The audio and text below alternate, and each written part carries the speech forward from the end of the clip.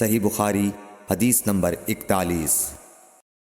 حضور اکرم صلی اللہ علیہ وآلہ وسلم نے ارشاد فرمایا کہ جب ایک بندہ مسلمان ہو جائے اور اس کا اسلام عمدہ ہو، یقین و خلوص کے ساتھ ہو، تو اللہ اس کے گناہ کو جو اس نے اس اسلام لانے سے پہلے کیا معاف فرما دیتا ہے، اور اب اس کے بعد کے لیے بدلہ شروع ہو جاتا ہے، یعنی ایک نیکی کے عوض 10 گناہ سے لے کر 700 گناہ تک ثواب، اور ایک برائی کا اسی برائی کے مطابق بدلہ دیا جاتا ہے، مگر یہ کہ اللہ تعالیٰ اس برائی سے بھی درگزر کرے اور اسے بھی معاف فرما دے، یہ بھی اس کے لیے آسان ہے۔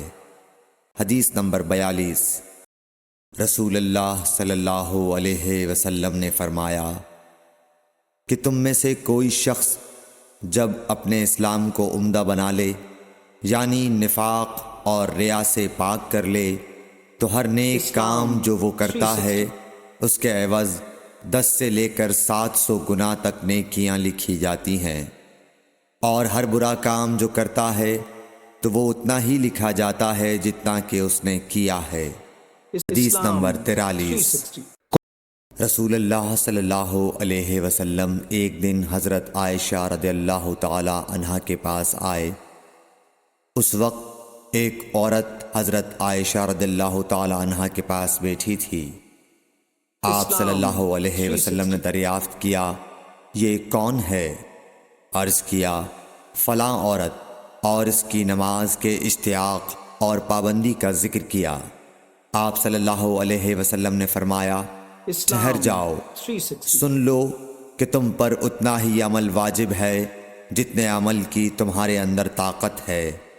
اللہ کی قسم، ثواب دینے سے اللہ نہیں اکتاتا، مگر تم عمل کرتے کرتے اکتا جاؤ گے، اور اللہ کو دین کا وہی عمل زیادہ پسند ہے جس کی ہمیشہ پابندی کی جا سکے، اور انسان بغیر اکتائے اسے انجام دے۔ حدیث نمبر 44۔ رسول اللہ صلی اللہ علیہ وسلم نے فرمایا، جس شخص نے لا الہ الا اللہ کہہ لیا اور اس کے دل میں جو برابر بھی ایمان ہے، تو وہ ایک نہ ایک دن دوزخ سے ضرور نکلے گا، اور دوزخ سے وہ شخص بھی ضرور نکلے گا جس نے کلمہ پڑھا اور اس کے دل میں گیہوں کے دانے برابر خیر ہے، اور دوزخ سے وہ بھی نکلے گا جس نے کلمہ پڑھا اور اس کے دل میں ایک ذرہ برابر بھی خیر ہے۔ حدیث نمبر 45۔ ایک یہودی نے حضرت عمر بن خطاب رضی اللہ تعالیٰ عنہ سے کہا کہ اے امیر المومنین، تمہاری کتاب قرآن میں ایک آیت ہے جسے تم پڑھتے ہو، اگر وہ ہم یہودیوں پر نازل ہوتی تو ہم اس کے نزول کے دن کو یوم عید بنا لیتے۔ آپ نے پوچھا، وہ کون سی آیت ہے؟ اس نے جواب دیا، سورہ مائدہ کی یہ آیت کہ آج میں نے تمہارے دین کو مکمل کر دیا اور اپنی نعمت تم پر تمام کر دی اور تمہارے لیے دین اسلام پسند کیا۔ حضرت عمر رضی اللہ تعالی عنہ نے فرمایا کہ ہم اس دن اور اس مقام کو خوب جانتے ہیں۔ جب یہ آیت رسول اللہ صلی اللہ علیہ وسلم پر نازل ہوئی، اس وقت آپ صلی اللہ علیہ وسلم عرفات میں جمعے کے دن کھڑے ہوئے تھے۔ حدیث نمبر 46۔ طلحہ بن عبید اللہ کہتے تھے کہ نجد والوں میں سے ایک شخص حضرت صلی اللہ علیہ وسلم کے پاس آیا، سر پریشان یعنی بال بکھرے ہوئے تھے۔ ہم اس کی آواز کی بن بناہٹ سنتے تھے اور ہم سمجھ نہیں پا رہے تھے کہ وہ کیا کہہ رہا ہے، یہاں تک کہ وہ نزدیک آن پہنچا جب معلوم ہوا کہ وہ اسلام کے بارے میں پوچھ رہا ہے۔ حضرت صلی اللہ علیہ وسلم نے فرمایا کہ اسلام دن رات میں 5 نمازیں پڑھنا ہے۔ اس نے کہا، بس اس کے سوا تو اور کوئی نماز مجھ پر نہیں۔ آپ نے فرمایا، نہیں، مگر تو نفل پڑھے تو اور بات ہے۔ حضرت صلی اللہ علیہ وسلم نے فرمایا، اور رمضان کے روزے رکھنا۔ اس نے کہا، اور تو کوئی روزہ مجھ پر نہیں ہے۔ آپ نے فرمایا، نہیں، مگر تو نفل روزے رکھے تو اور بات ہے۔ طلحہ نے کہا اور آن حضرت صلی اللہ علیہ وسلم نے اس زکوٰۃ کا بیان کیا۔ وہ کہنے لگا کہ بس اور کوئی صدقہ مجھ پر نہیں ہے؟ آپ نے فرمایا نہیں، مگر یہ کہ تو نفل صدقہ دے تو اور بات ہے۔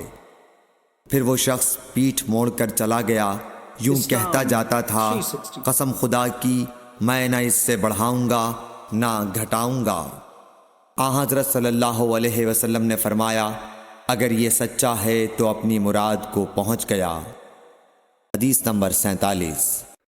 آن حضرت صلی اللہ علیہ وسلم نے فرمایا، جو کوئی ایمان رکھ کر اور ثواب کی نیت سے کسی مسلمان کے جنازے کے ساتھ جائے اور نماز اور دفن سے فراغت ہونے تک اس کے ساتھ رہے تو وہ 2 قیرات ثواب لے کر لوٹے گا۔ ہر قیرات اتنا بڑا ہوگا جیسے احد کا پہاڑ۔ اور جو شخص جنازے پر نماز پڑھ کر دفن سے پہلے لوٹ جائے تو وہ 1 قیرات ثواب لے کر لوٹے گا۔ حدیث نمبر 48۔ آن حضرت صلی اللہ علیہ وسلم نے فرمایا کہ مسلمان کو گالی دینے سے آدمی فاسق ہو جاتا ہے اور مسلمان سے لڑنا کفر ہے۔ حدیث نمبر 49۔ آن حضرت صلی اللہ علیہ وسلم اپنے حجرے سے نکلے، لوگوں کو شب قدر بتانا چاہتے تھے وہ کون سی رات ہے۔ اتنے میں 2 مسلمان آپس میں لڑ پڑے۔ آپ صلی اللہ علیہ وسلم نے فرمایا، میں تو اس لیے باہر نکلا تھا کہ تم کو شب قدر بتلاؤں، اور فلاں فلاں آدمی لڑ پڑے تو وہ میرے دل سے اٹھا لی گئی، اور شاید اسی میں کچھ تمہاری بہتری ہو۔ تو اب ایسا کرو کہ شب قدر کو رمضان کی 27ویں، 29ویں اور 25ویں رات میں ڈھونڈا کرو۔ حدیث نمبر 50۔ ایک دن آن حضرت صلی اللہ علیہ وسلم لوگوں میں تشریف فرما تھے کہ آپ کے پاس ایک شخص آیا اور پوچھنے لگا کہ ایمان کسے کہتے ہیں؟ آپ صلی اللہ علیہ وسلم نے فرمایا کہ ایمان یہ ہے کہ تم اللہ پاک کے وجود اور اس کی وحدانیت پر ایمان لاؤ، اور اس کے فرشتوں کے وجود پر، اور اس اللہ کی ملاقات کے برحق ہونے پر، اور اس کے رسولوں کے برحق ہونے پر، اور مرنے کے بعد دوبارہ اٹھنے پر ایمان لاؤ۔ پھر اس نے پوچھا کہ اسلام کیا ہے؟ آپ صلی اللہ علیہ وسلم نے پھر جواب دیا کہ اسلام یہ ہے کہ تم خالص اللہ کی عبادت کرو اور اس کے ساتھ کسی کو شریک نہ بناؤ، اور نماز قائم کرو، اور زکوٰۃ فرض ادا کرو، اور رمضان کے روزے رکھو۔ پھر اس نے احسان کے متعلق پوچھا۔ آپ صلی اللہ علیہ وسلم نے فرمایا، احسان یہ ہے کہ تم اللہ کی عبادت اس طرح کرو گویا تم اسے دیکھ رہے ہو۔ اگر یہ درجہ نہ حاصل ہو تو پھر یہ تو سمجھو کہ وہ تم کو دیکھ رہا ہے۔ پھر اس نے پوچھا کہ قیامت کب آئے گی؟ آپ صلی اللہ علیہ وسلم نے فرمایا کہ اس کے بارے میں جواب دینے والا پوچھنے والے سے کچھ زیادہ نہیں جانتا، البتہ میں تمہیں اس کی نشانیاں بتلا سکتا ہوں۔ وہ یہ ہیں کہ جب لونڈی اپنے آقا کو جنے گی، اور جب سیاہ اونٹوں کے چرانے والے دیہاتی لوگ ترقی کرتے کرتے مکانات کی تعمیر میں ایک دوسرے سے بازی لے جانے کی کوشش کریں گے، یاد رکھو قیامت کا علم ان 5 چیزوں میں ہے جن کو اللہ کے سوا کوئی نہیں جانتا۔ پھر آپ صلی اللہ علیہ وسلم نے یہ آیت پڑھی کہ اللہ ہی کو قیامت کا علم ہے کہ وہ کب ہوگی۔ پھر وہ پوچھنے والا پیٹھ پھیر کر جانے لگا۔ آپ نے فرمایا کہ اسے واپس بلا کر لاؤ۔ لوگ دوڑ پڑے مگر وہ کہیں نظر نہیں آیا۔ آپ صلی اللہ علیہ وسلم نے فرمایا کہ یہ جبرائیل علیہ السلام تھے جو لوگوں کو ان کا دین سکھانے آئے تھے۔ صحیح بخاری حدیث نمبر 50۔